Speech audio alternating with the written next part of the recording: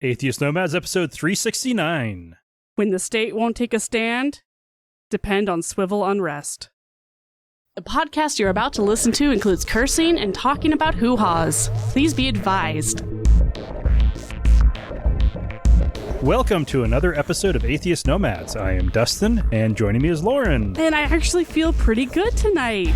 Whoa, that's crazy. It's amazing what a good panic attack will do. You had one today? Oh, yeah. That whole time I was out in the garage earlier polishing rock, that was because I was, freaking out. Oh, no. Okay, I love you, babe. 2 days in a row. Yeah. That sucks. Yep, but they come in pairs, threes, packs. Anyway, I'm sure it's over. But we went camping again. Yes, we did. It was mostly one, we wanted another time out with the trailer. Heck yeah. And also, it got really smoky here. So we were trying to escape the smoke and found that 150 miles to the north, the air quality was pretty decent. Yeah, if you look at where all that smoke from the California fires is going, it's going straight, northeast. Yeah. Right to Idaho. We got swamped by some of it. And I was coughing a lot and clearing my throat and having a hard time. And so we booked it out of here. Yeah. And found a place that also includes lots of rock hounding. So I was happy. And fishing, which, of course, we didn't even get a bite. We're terrible at fishing. But it was fun. No, it's mostly that mornings are chaos and mornings are when the best fishing is. Yes. But with a 2-year-old, mornings are kind of chaotic. Yeah. Yeah. But in the news, we have Idaho's special legislative session. Special. So, as you may recall, about 6 weeks ago or so, a group of far right-wing radical members of the state legislature who, not directly related to this, really completely related to this, have more recently been identified to be members or at least affiliated with, or at least like on Facebook, anti-government militia groups. Duh. 1/4 of the Idaho House of Representatives. Yep. Yeah. Basically the Idaho Panhandle contingent. They're all 3%ers. 3%ers, the real 3%ers. Because they're 25% of the legislature, so that's a little skewed. Yeah. And of course our lieutenant governor. So there's that. But so they had that little thing with Ammon Bundy and his group, and they met to call together a special session to impeach the governor for making us wear masks. Not even making us wear masks, for issuing stay-at-home orders and not allowing all bars to be open and having any restrictions whatsoever. The governor did call a special session. Under the Idaho State Constitution, special sessions can only be called by the governor, and then can only cover the issues that the governor called the special legislative session for. Right, it's a one-topic deal. You don't get to have a whole new legislative session. Right.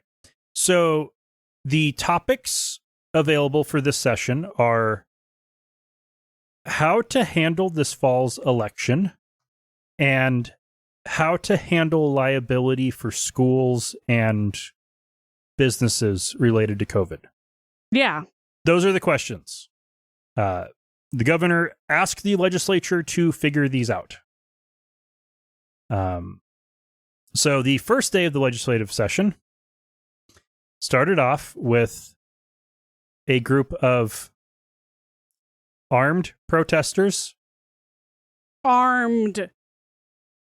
Yes. Guns. People with guns breaking their way into the Idaho State Capitol, forcing their way into the auditorium, smashing a window in the process.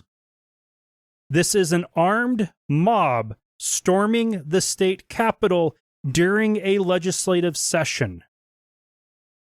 Pretty much everything that like you could include in treason besides actually shooting a legislator. If there was a scenario where cops shooting someone makes sense, it's when it's an armed mob trying to force their way into a legislative meeting. And I get it if you are brandishing weapons at a Second Amendment rally. I do not understand why you have your weapons out during this. It's an open carry state. Yep. That's a good way to lose your open carry status right there. Yeah. Well, unless a quarter of the legislature want to overthrow the government anyway. Oh, that's true. So, all right. So this group led by Ammon Bundy, actually several groups, one of which was led by Ammon Bundy, were shouting throughout the opening of the session. They heckled. The rule for attending in the gallery is you must be silent. They were also requiring that everybody follow social distancing, and they were not wanting an audience. They had a section set up for the media where everybody was wearing masks, and they wanted to keep the auditorium or the viewing gallery available for members of the legislature who needed more space. And instead, this group crowded in. They then broke out into committees, and one of the committees, this group forced their way in, crowding it enough that they had to relocate to the Lincoln Auditorium. I mean, this is just, it was pure chaos, pure treasonous chaos. They get to the Lincoln Auditorium and they continue to crowd, particularly the legislators who were wearing masks. Which should have been all of them. One of whom felt unsafe and left. Yeah, if you're not going to get shot, you're going to get COVID. Yep. So up to this point, there have been no arrests. Up to this point in the story, there had been no arrests. The City of Boise police did respond in riot gear, which that is a case where riot gear makes sense. Armed mob breaks into the Capitol. Send cops in riot gear.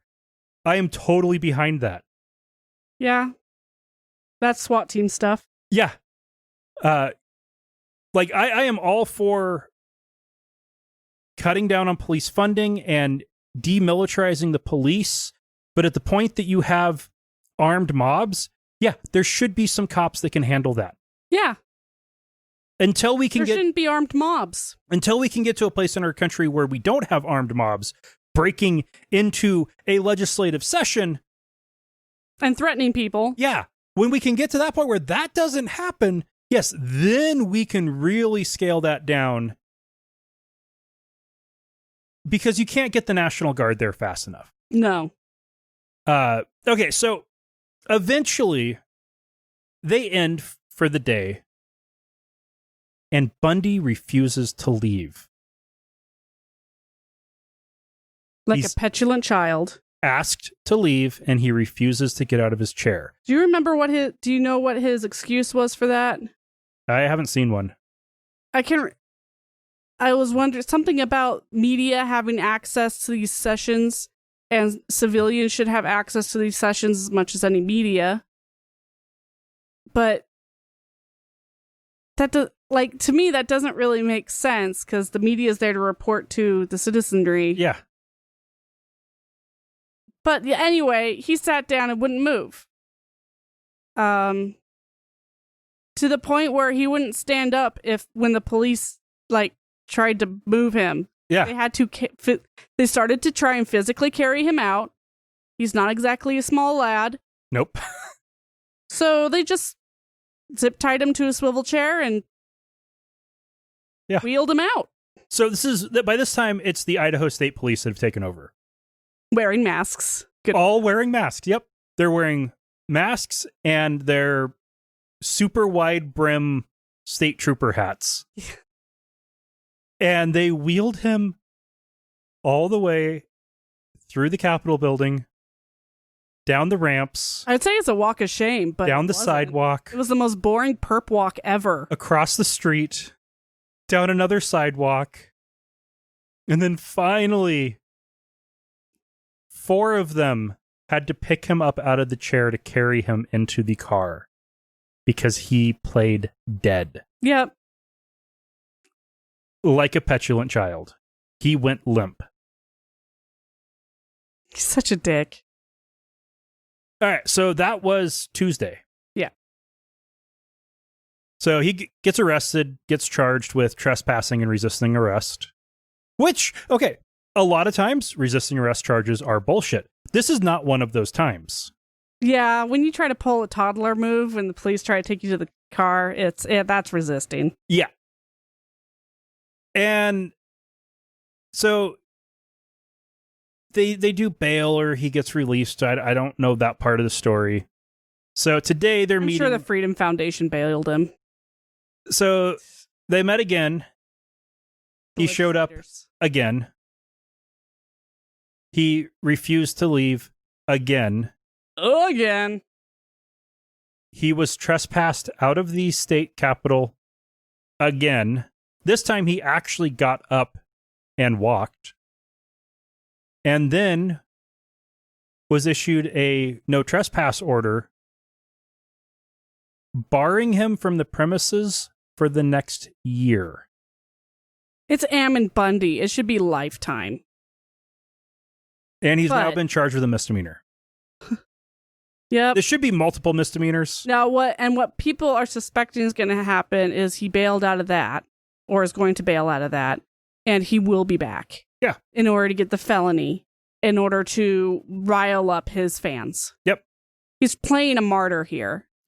And at some point you're like, well, we don't want to give them the power of martyrdom. But at the other point, if he was made a martyr 2, 3, 4 years ago, this wouldn't be happening now. Right. Take him off the street. Make him a martyr. I don't care. People will forget who he is within a year. The Bundy Ranch standoff. That was,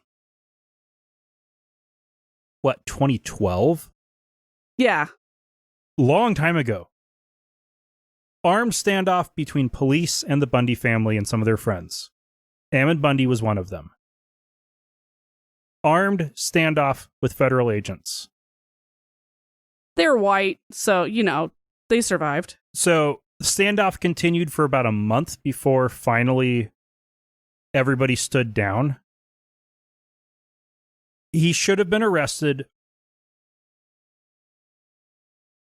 and taken to prison then. Yep. Not just jail, prison. Didn't happen. So what's he do next?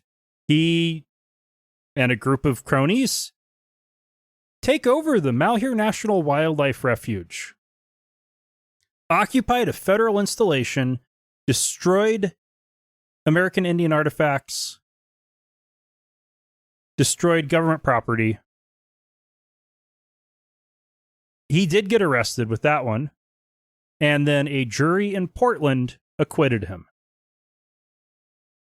That was such bullshit. I cannot believe. I still can't. I still get red. Because, okay, so just to put, a little spin on it, the BLM protest that we were having, some kids graffitied the Capitol building. That was determined to be over $1,000 worth of damage to the building. They both got felonies. Mm-hmm. This guy literally tore apart a refuge building, tore up the plumbing, shit everywhere, and he got nothing. Right. He was acquitted. Yep. What? Fast forward a couple more years, here he is again. Terrorizing the governor. Local going to his cops, house? The head of the Idaho Department of Health. And this is at people's homes. Like, he's a menace. And in all practicality, he should have been arrested for insurrection years ago. Instead, because that's what happened with the Malheur National Wildlife Refuge, was the charges ended up being so watered down that they didn't actually fit. Prosecutor really screwed up on that. They I don't know what the hell they were thinking. They were trying to make it not let it become a political thing, when rebellion against the government is a political thing. It just is. There's no way around it. So yeah, he's going to keep going. He's going to keep pulling these stunts until he's in prison for life or dead. And the longer he's allowed to continue, the more followers he's going to get. Yeah, this is not something you want to... Well, obviously, this isn't something you want to let fester. Yeah. He's just going to keep getting more bold until someone's dead. Yeah. Which is... I think he's trying to do himself. Yeah. I mean, he's trying to get shot. It would make him so much of a hero. Well, heck, when they left the Malheur Wildlife Refuge, he was engaged in a shootout with the cops. One of his friends died. Is this all just a desperate call for help? He wants the government overthrown. He wants to be the martyr of a revolution. Yeah, that's cute. Not gonna happen. We have enough problems. All right. Well, Texas certainly does. And I'm not trying to make light of the hurricane, major hurricane that, as of recording, is about to hit the Texas-Louisiana border. So if you are affected by that, you have our sympathies, and I hope you stay safe. Yeah, because, I mean, with as big as this thing's going to be, there's no, you shouldn't live on the beach. Well, it doesn't matter when you're 30 miles inland. Yeah. You don't expect to get hit by a hurricane. Yeah.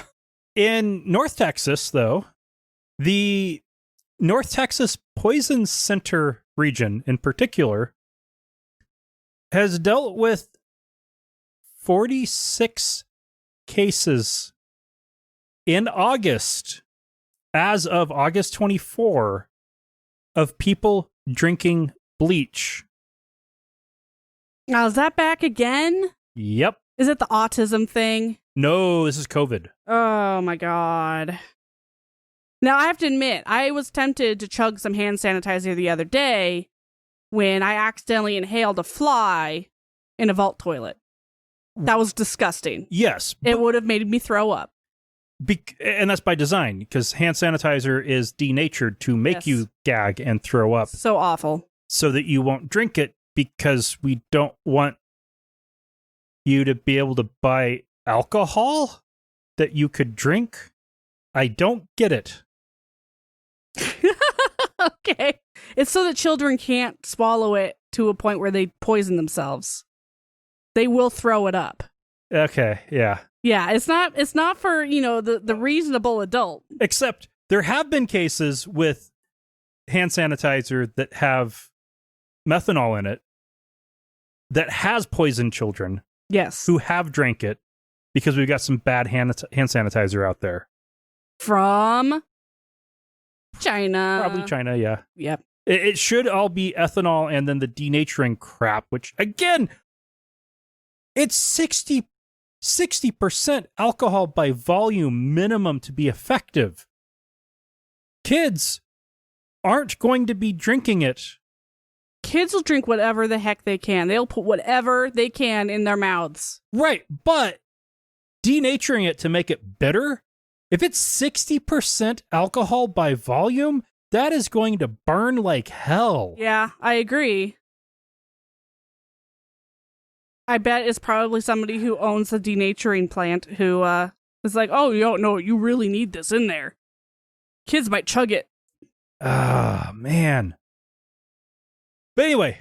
Teens. But you would have been doing that in that case to induce vomiting, right? So gross. Yes. Okay. This is people drinking bleach to try to prevent the spread of COVID-19. Yeah, no, it doesn't work that way. Sorry. That just strips your intestines. Yep. 46 cases in North Texas alone that involved calls to or alerts being sent to the poison center. I feel so sorry for poison control.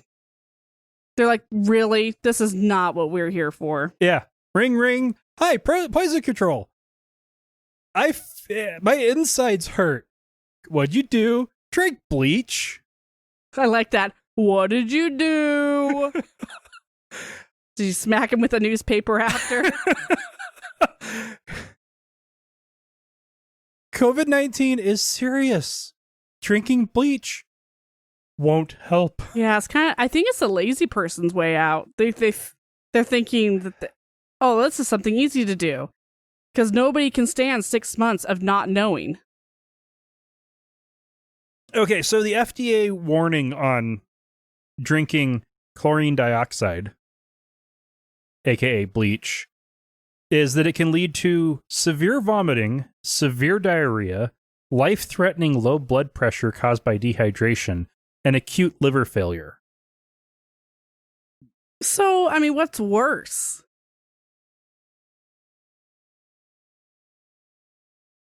If the prevention can kill you, and I think if you're drinking enough bleach to actually have any kind of quote-unquote effect, it's probably going to be worse for you than COVID. Yeah. That's just sad. These little pocket communities where Facebook groups are like, hey, this is a thing. Yeah. Okay, here's what's even more crazy.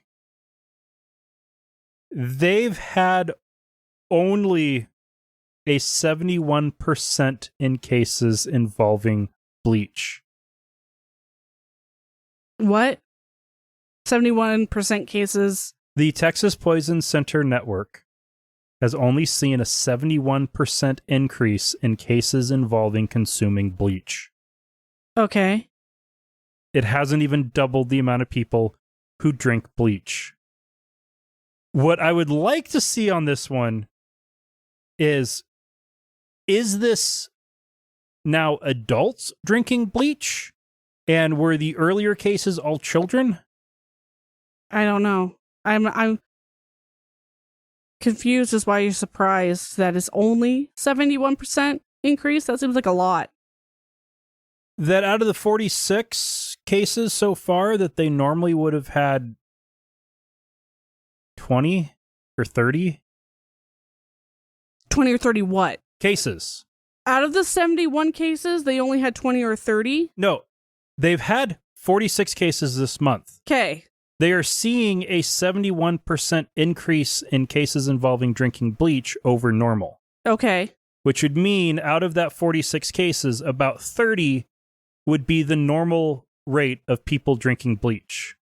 Or being poisoned. Oh, yeah, okay. Which happens when little kids get into it. And so it sounds like this is adults now drinking bleach. Math is hard.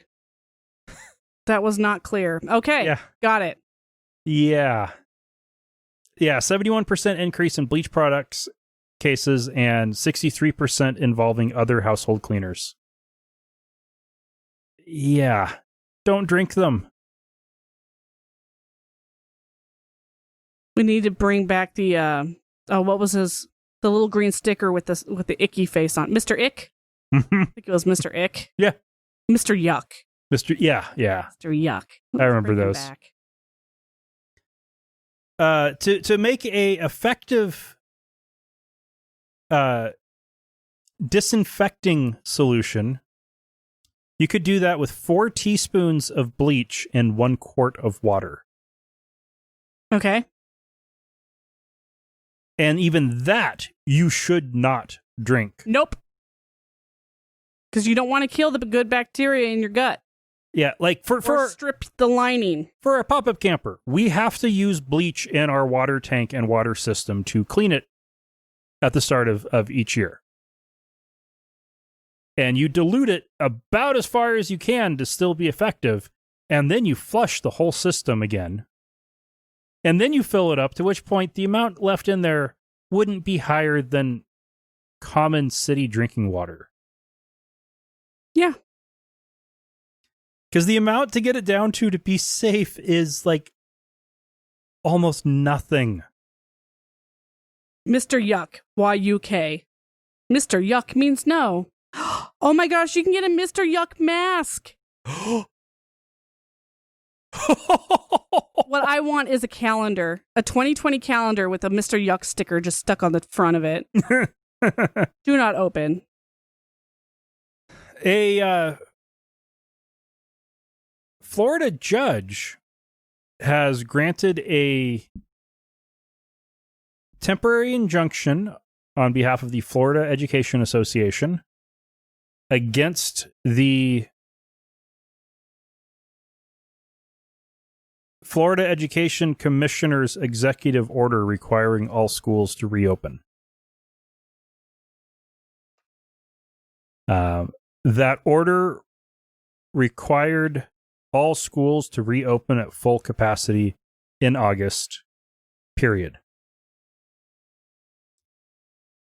The judge ruled that, quote, the order is unconstitutional to the extent it arbitrarily disregards safety, denies local school board decisions, or denies local school boards decision-making with respect to reopening brick-and-mortar schools, and conditions funding on an approved reopening plan with a start date in August. In other words, you have to have a plan and get it approved without any time to create a plan and get it approved. Which would mean the goal is, your plan is, we're reopening. Yep. Even in places that are online only are still getting COVID cases. I don't even know how that happens. How? But it's happened.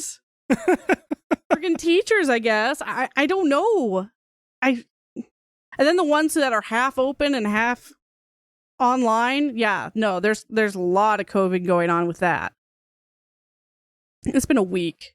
And again, I want to stress that for parents that are frustrated with this, I get it.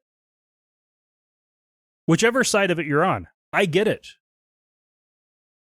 There are no good answers here.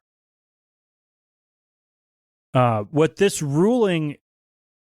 I think this ruling goes to show is that while there are no good answers, what Florida had was a really, really bad one. Yeah. Florida and Idaho, hand in hand. Like, this isn't any like calling balls and strikes. This is just, they're just calling the ones that are clear, definite, absolute strikes. That was a terrible idea. Like, if it's a full-on swing and a miss, we're going to call that one. Yeah. Because, yeah. And yeah, there's cases. There are going to be cases. Schools are petri dishes and incredibly effective vectors for spreading disease.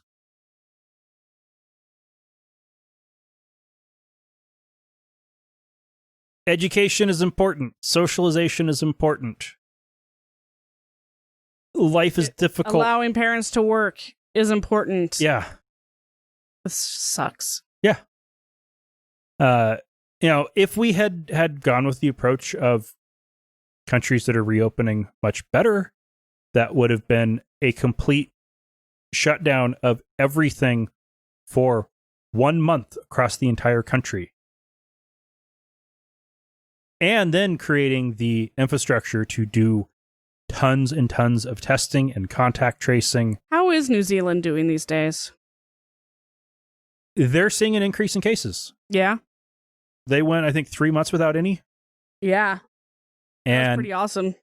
They now have cases popping up. They're thinking it's coming in on frozen food from China. That sucks. Yep. That really sucks. Yep. It's going to be fascinating to see what the history books say. Yeah. The world that our child is going to have to grow up in is going to look dystopian. We only know what we know so far, which seems to be we only know what doesn't really seem to work. Yeah. But we do have enough evidence from places like New Zealand and South Korea and Singapore and Thailand and Vietnam that lots of testing, contact tracing, targeted quarantines, and making sure that people's basic needs are met so they don't have financial incentives forcing them to go to work is what helps. Yeah. That's the only thing that seems to be working. But you have to have it under control first for that to start. And that ship sailed here maybe before we even knew what coronavirus was. Before we knew it had a name. Yep. Yep, probably.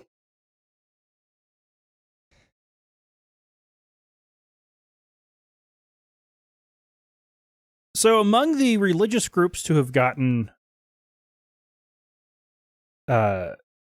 Paycheck Protection Program funds was Jim Bakker's televangelism ministry. Of course. Got to pay those phone people. $1.7 million is what he got. Such bullshit. He is in the middle of a lawsuit over one of his guests talking about a fake COVID-19 cure. He had a stroke in May.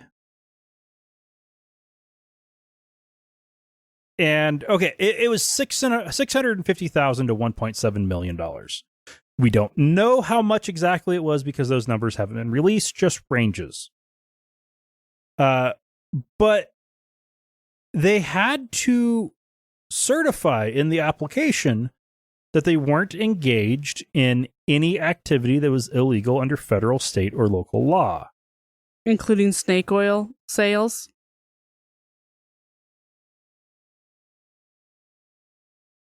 People looking at Jim Bakker know that he's gotten in trouble for fraud or been really close to fraud or actively involved in fraud a lot. Yeah, this is bread and butter. And having someone on his program trying to sell fake cures is fraud. Yes. That is illegal. So he may end up losing that money. Good. Should have never gotten it in the first place. Unfortunately, they didn't do any vetting beforehand. It was all honor system. Guess who's not honorable? Televangelists? The criminals? The fraudsters? Yeah. Grifters. Ooh, nice. That was the term they used to describe Steve Bannon and his co-conspirators on Opening Argument. Nice. Opening Arguments. I like that. Yeah. A federal judge, Barbara Rothstein of the Western District of Washington, has put an injunction against Betsy DeVos's latest rules. Oh? Yep. So the CARES Act had a provision to allow federal aid to go to private schools based on the number of disadvantaged students they enroll. Okay. Because they're notoriously anti-disadvantaged children. No, this is actually a common thing apparently for during times of economic difficulty for private schools to get some extra money to cover kids whose parents don't have the money to actually support them going to those schools. Okay. To keep them from kicking out all the poor kids. Okay. Now, private schools and religious private schools are generally, well, especially until recently, two separate categories. Where it used to be private schools were one thing, church schools were a different thing. Yeah. And DeVos is trying to change the rules to... No, it's based on total number of students. More money for the bigger private schools, no matter what. Uh-huh. Yeah. All coming from the education department budget. Dude, that's our money. Yep. To give money to religious schools based on the number of doctors' kids they have. Yeah. Which is a lot these days. A lot of people pulled their kids out of public school systems. Heck, my the school I grew up going to had, not the boarding school, the local one in Grants Pass had okay, actually the boarding school, I'd say about half of the kids were from what most people would describe as upper middle class to upper class families. Half? Half. Wow, that is the rest of us very well to do. The rest of us worked in the mill. Yep. And but the junior academy was covered kindergarten through 10th grade. I went to from 3rd grade through 10th grade, had on, generally there'd be maybe 10% of the student body were from non-Adventist families who almost all had doctor as a title. Yeah. Those were the ones whose parents would come and pick them up in Lexuses. Yeah. Right. Every school has those people. So this program would include those kids in it, the kids whose parents are still paying full tuition. Not the kids who are going on scholarships or with some kind of financial aid where the school only charges them a small amount of the tuition. Even that, I think, is bullshit, because no federal education money should be going to private schools at all. Personally, I don't think private schools should even exist. They'll always exist, whether they're legal or not. Yeah. But in this case, yeah, definitely no federal money. We need that to educate the people who can't afford it. Yep. So anyway, the ruling covered that, no, this is a very clear law, and the education department regulations are also very clear, and she is trying to do something different than what is very clearly written. She can't do that. Congress sets funding rules. It's up to the executive department to spend that money as determined by Congress. I'm actually surprised that hasn't gone through. Something like that hasn't gone through. They've tried. There have been bills introduced, I'm sure. Yeah. Still hasn't. That one hasn't changed yet. Jerry Falwell Jr. has now resigned. Okay. Finally. Well, some more came up in the news. Oh. Okay, so first off, I want to provide the extra detail of the woman who also had her pants open in the picture with him, whose arm he had around, was his wife's assistant. Okay. Their pool boy went to the media to talk about the decade of him fucking Mrs. Falwell while Mr. Falwell watched. Okay. Isn't that kind of their business? Right before that, though, Jerry Falwell went to the media himself to talk about the affair that his wife had without any involvement of his with the pool boy.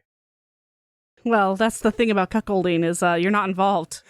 You're purposely not involved. Uh-huh.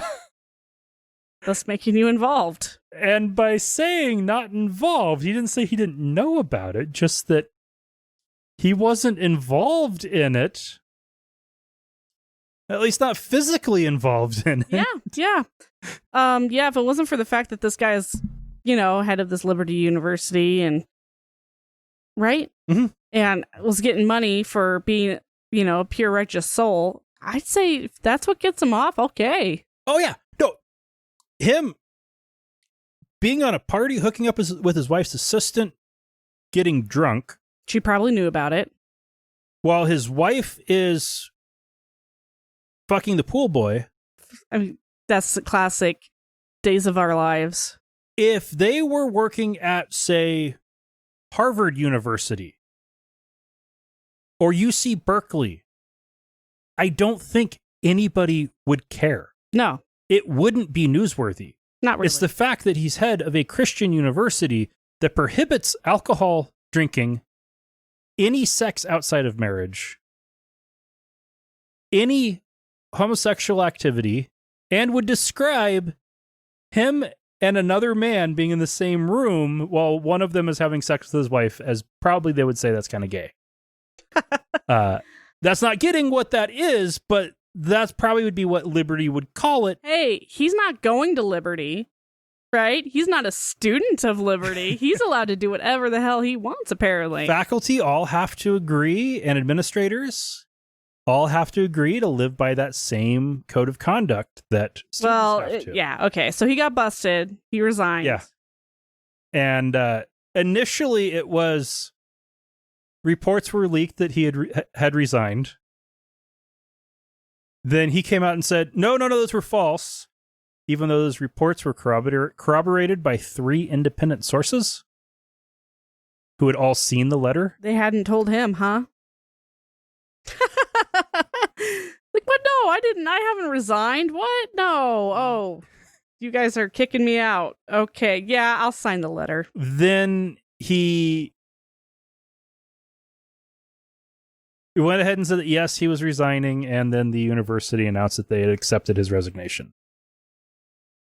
So. Freaking brilliant. Yeah. If you want to know who to look for who's doing something that they would condemn, look for the people. Well, okay, that's an obvious one. If you want to see who has a problem with, or who's doing something, look for what they're condemning. Yeah. And if it's a conservative Republican or conservative Christian, which are one and the same, that's who's doing it and condemning it. It's a weird guilt thing. Yeah. Yep. Now, to add to it, he had that position at that university because his dad founded it. Yeah.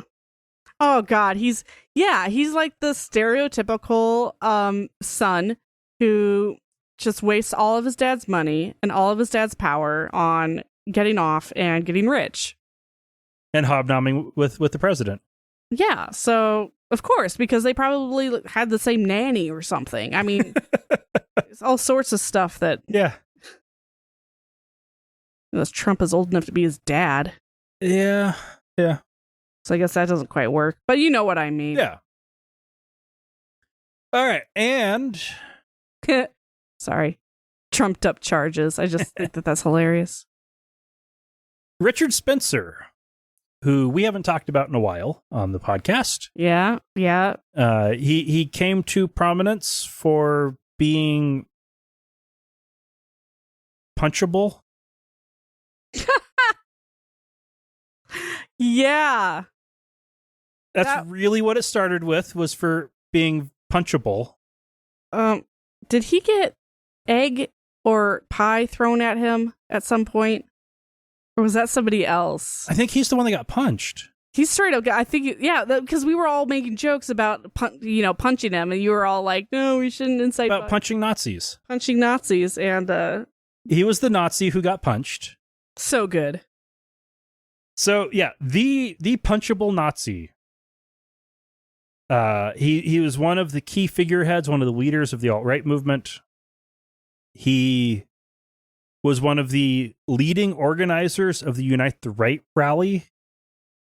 You know, that white supremacist rally that Trump said had good people on both sides, that left some protesters against their rally dead after a white supremacist drove a car through the protesters. Yeah, that was bad. Yeah. This is the Richard Spencer we're talking about. He wrote, quote, "The MAGA/alt-right movement is over. I made mistakes. Trump is an obvious disaster, but mainly the paradigm contained flaws that we are now able to perceive, and it needs to end. So be patient. We'll have another day in the sun. We need to recover and return in a new form." He also said that he will never flip on his principles. Except for what he don't know what that means. Just did. And he endorsed Joe Biden for president. Okay. That's one of those endorsements that leaves a bad taste in your mouth. The Biden campaign has declined the endorsement. That's funny because it's a purely symbolic thing. Yeah. You're like, I support you. And they're like, we don't even want you to say that. Don't even look at us, please. He's that bad. Mm-hmm. And that's the sound of rats trying to get off the ship, I believe. He wrote on his Biden for president sticker, "I'm on Team Joe. Richard Spencer. Quote, liberals are clearly more competent." End quote. Really? Really?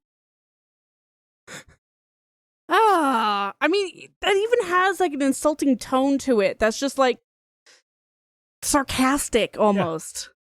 I don't like this guy. So one of the things I think is yes, liberals are clearly more competent. One of the things I think is worth... That's not true necessarily. ...remembering is the alt-right was largely made up by Bernie bros.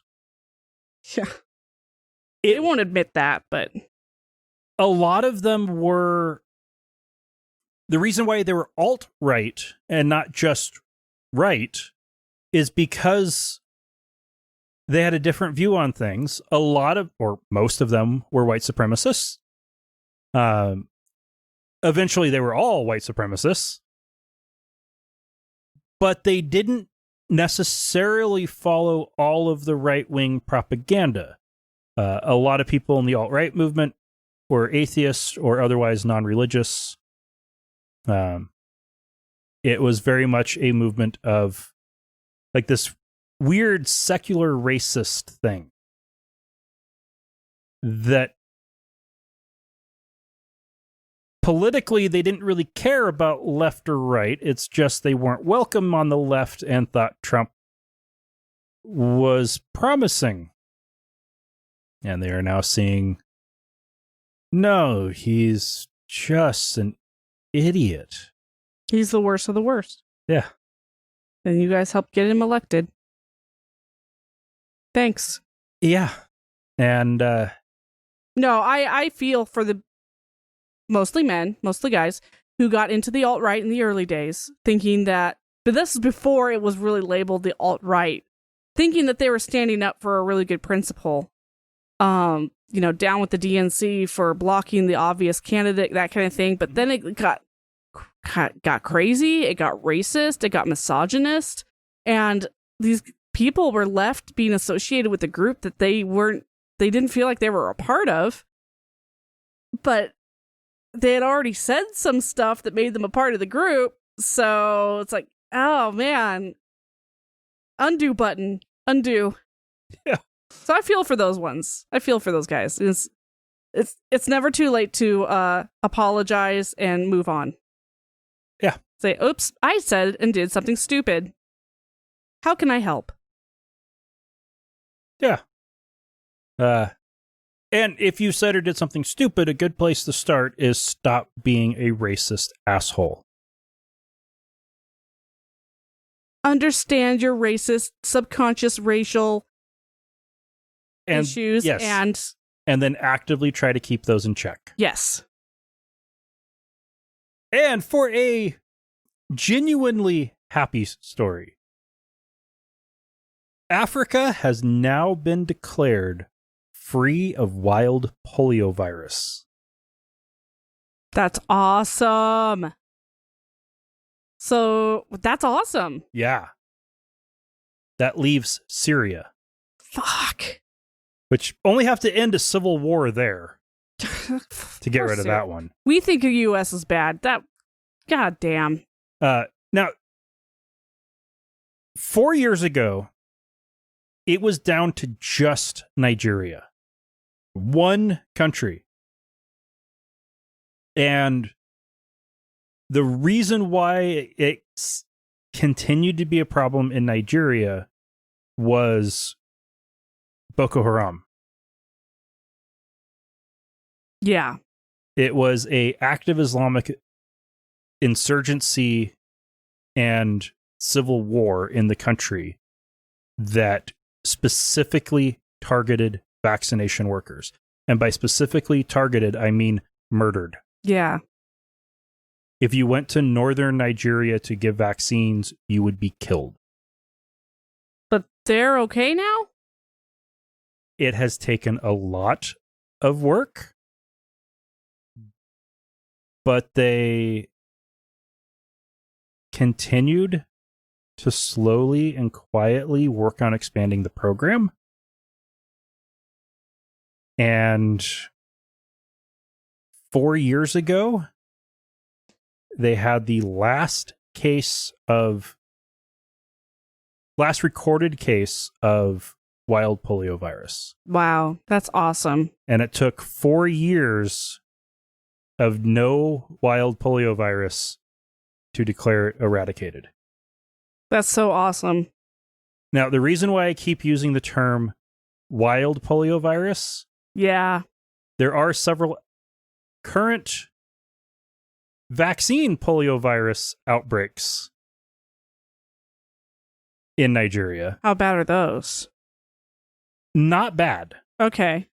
Because for polio in name only kind of thing, or is it still like crippling people? It's not crippling people. Okay. Wild poliovirus causes permanent disability in a large number and death in quite a lot of people. The numbers from 1995 was 1996, paralyzing 75,000 children across Africa that year alone. Oh my gosh. Yep. The polio vaccine in countries where it's eradicated is inactive because you only need to vaccinate the children that are getting it. And that's good lifelong vaccination. You're fine.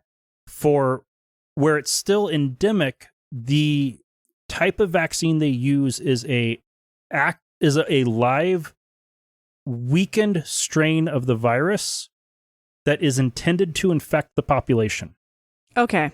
So you vaccinate all of the 4-year-olds and they will poop and contaminate the city's water supply, and it will spread to everybody else just like wild poliovirus would, and it will in the process end up vaccinating everyone in the population against polio. With a much lighter case. Okay. So kind of like you get a cold instead of... Right.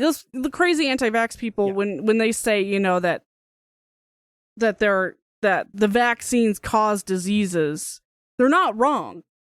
In some of the cases, in this case. In the cases they talk about, they are wrong. Okay. It's the ones who are borderline. The ones who are like, well, I heard, that kind of thing. Yeah. It's like, I heard vaccines can spread the disease. It's like, that's by design. And it's a weakened strain. They seem to forget to mention that part. Yeah. Because like there are live virus vaccines.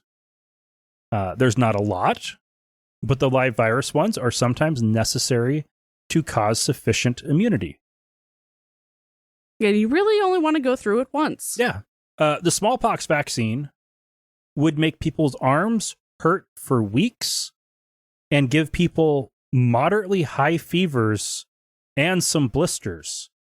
You only knew it worked if they had those symptoms. If they didn't, you'd have to try again. Ugh. Because the smallpox vaccine, especially before the 60s, was a live cowpox infection. Right. Polio vaccination in these cases is very similar. It's drops under the tongue of live virus to infect the population so that nobody gets the real thing. But they're not doing that anymore in Africa. They're going to be able to stop those programs now and move to standard vaccines. Sweet. That's awesome. What's crazy is we're so close because India has been declared eradicated. That took a lot. That was a big one. Syria is what's left. Once it's declared eradicated from Syria, it will have been eradicated from the world, and polio vaccination will be able to stop. It is an eradication program. It was supposed to be done in 2000 with measles following. So 20 years ago. I wasn't joking. No, you weren't. It was supposed to be wrapped up 20 years ago. We were supposed to be finishing up eradicating measles now. Not seeing it pop up again? Not having new outbreaks and it becoming endemic in countries where it had previously been eradicated. Yeah. And the amazing thing is, if it doesn't have reservoirs in animals, we can eradicate it. It can be gone, and those vaccination programs can end. And then you won't have to vaccinate. Yep. It'd be great. Autism will still be around, but you won't have to vaccinate. Right. If you don't want the MMR, great. Let's finish getting it to everybody and eradicate those viruses. And then we can stop doing MMR vaccines.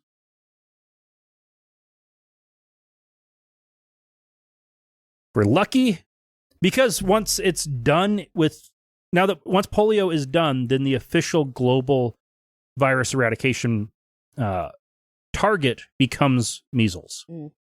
It hasn't become that yet. All right, so that wraps up the news.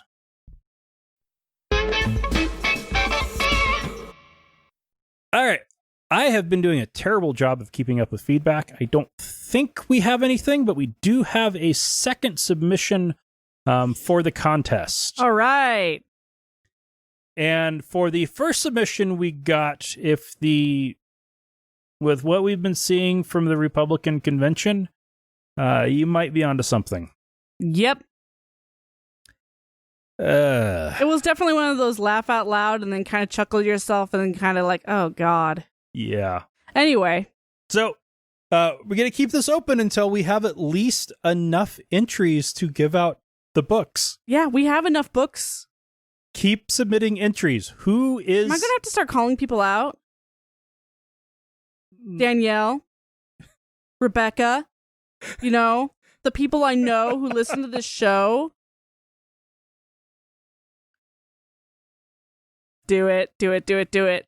Worst bum. Come on. Yeah. Do it. Who's the worst bum that is currently revered or worshipped by an extant world religion? Meaning one that is not extinct. Pick your favorite and submit it. Yeah. Include some justification why, especially if the person doesn't fit the classical definition of a bum. Yeah. Bum. Yeah. Good times. Yeah. All right, so that wraps it up for this week. If you want to contact us, you can send us an email, contact@atheistnomads.com, or you can leave us a voicemail using the SpeakPipe button on the website. And you can also use the contact form on the website at atheistnomads.com/contact. And if you want to support the show, you can find out how at atheistnomads.com/donate or go to patreon.com/atheistnomads. Awesome. Support is greatly appreciated and helps keep us doing the show. Yeah, it's great. So that wraps it up for this week. Lauren, thank you very much. Thank you, Dustin. And listeners, remember, not all who wander are lost.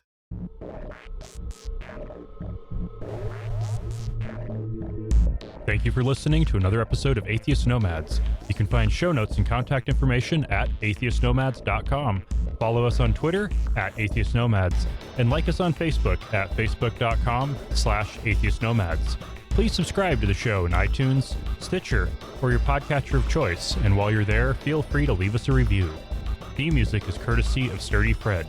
Until next time, this has been the Atheist Nomads.